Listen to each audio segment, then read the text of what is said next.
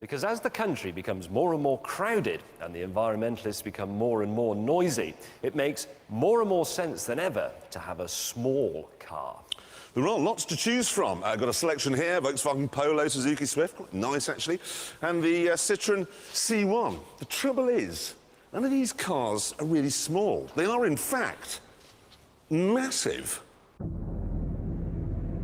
40 years ago, car makers could sell you something much smaller.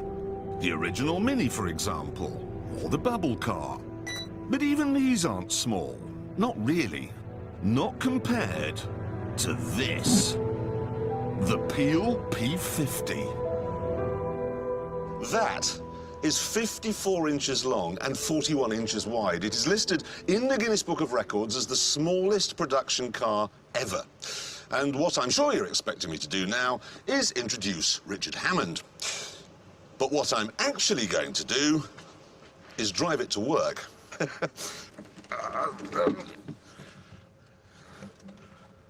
Leg first and then, yes! Built on the Isle of Man in the early 60s, the P50 was said to be almost cheaper than walking. Cost £198 and did 100 miles to the gallon.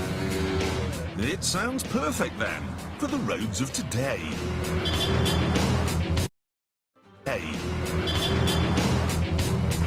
Of course, there are one or two drawbacks. Can't imagine, for instance, that it's terribly safe. Not when your knees are the crumple zones. And nor is it very fast.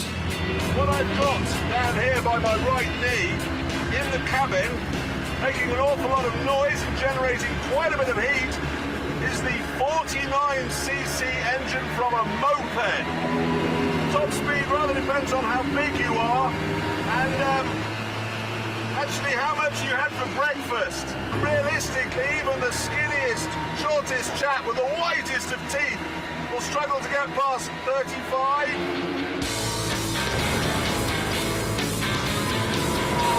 There's something else I've just thought of as well.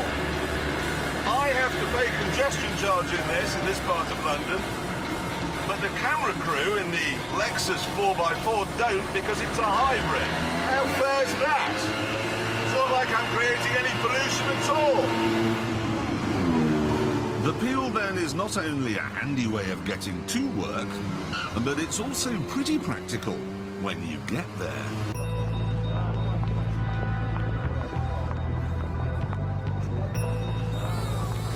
Normally, the BBC make you moor up in an underground car park where the bays are only big enough for ethnic peace bicycles and fair trade gee-whizzes. But because this is smaller than an ethnic peace bike, I don't have to worry about parking at all. The great thing about a car this small is that it's very light, which means that when you get to work, you just pick it up and carry it inside. Morning. In the Top Gear office, the team were keen to know more about the P50. Men and women.